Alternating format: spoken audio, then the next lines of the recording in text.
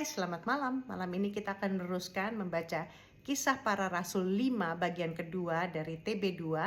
Dan kita akan memulai membacanya dari ayat 17 sampai dengan 42 dengan judul Rasul-Rasul Dilepaskan dari Penjara. Yuk kita baca Kisah Para Rasul 5 ayat 17. Lalu mulailah imam besar dan pengikut-pengikutnya, yaitu orang-orang dari aliran Saduki, bertindak, sebab mereka sangat iri hati. Mereka menangkap rasul-rasul itu, lalu menjebloskan mereka ke dalam penjara umum. Namun pada malam hari seorang malaikat Tuhan membuka pintu-pintu penjara itu dan membawa mereka keluar. Katanya, "Pergilah, berdirilah di bait Allah dan beritakanlah seluruh firman tentang hidup baru ini kepada orang banyak." Setelah mendengar pesan itu menjelang pagi, masuklah mereka ke dalam bait Allah, lalu mulai mengajar di sana. Sementara itu, imam-imam besar dan pengikut-pengikutnya menyuruh mahkamah agama berkumpul, yaitu seluruh majelis tua-tua bangsa Israel, dan mereka menyuruh mengambil rasul-rasul itu dari penjara.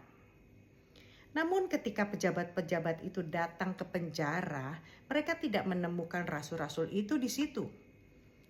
Lalu mereka kembali dan memberitahukan, katanya, "Kami mendapati penjara terkunci rapat-rapat dan semua pengawal ada di tempatnya di depan pintu.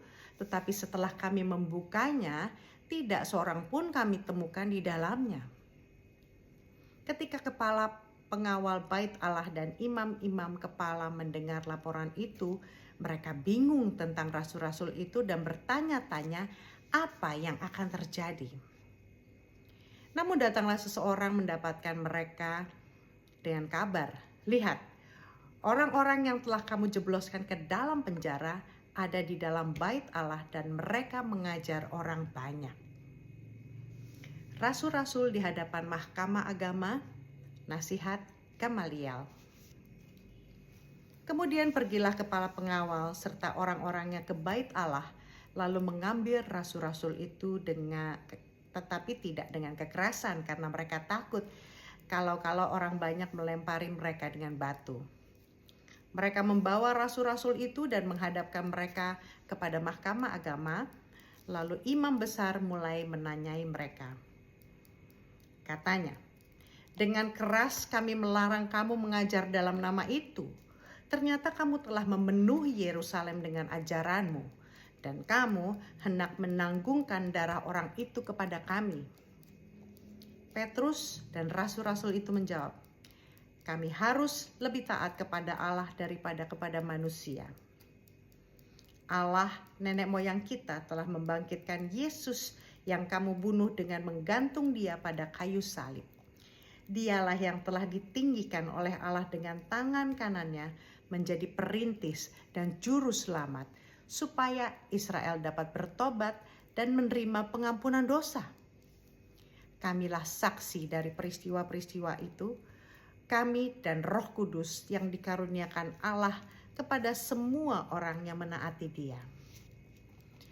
Mendengar perkataan itu sangatlah tertusuk hati mereka dan mereka bermaksud membunuh rasul-rasul itu. Namun seorang Farisi dalam mahkamah agama itu yang bernama Gamaliel, seorang pengajar hukum Taurat yang sangat dihormati seluruh orang banyak, berdiri dan meminta supaya orang-orang itu disuruh keluar sebentar. Sesudah itu ia berkata kepada sidang itu, "Hai orang-orang Israel, pertimbangkanlah baik-baik apa yang hendak kamu perbuat terhadap orang-orang ini. Sebab dahulu telah muncul si Teudas yang mengaku dirinya sebagai orang yang istimewa dan ia mempunyai kira-kira 400 orang pengikut. Namun ia dibunuh dan tercerai-belailah seluruh pengikutnya dan lenyap. Sesudah dia, pada waktu sensus penduduk munculnya Yudas orang Galilea.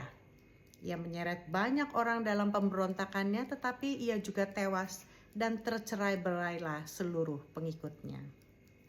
Karena itu aku berkata kepadamu, janganlah mengambil tindakan apapun terhadap orang-orang ini. Biarkanlah mereka.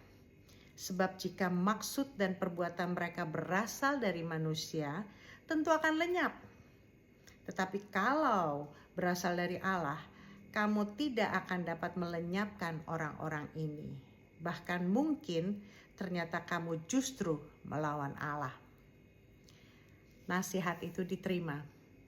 Mereka memanggil rasul-rasul itu, lalu mencambuk mereka dan melarang mereka mengajar dalam nama Yesus. Sesudah itu mereka dilepaskan. Rasul-rasul itu meninggalkan sidang agama dengan sukacita, karena mereka telah dianggap layak menderita penghinaan oleh karena nama Yesus. Setiap hari mereka mengajar di bait Allah dan di rumah-rumah dan memberitakan Injil tentang Yesus yang adalah Mesias. Selamat malam.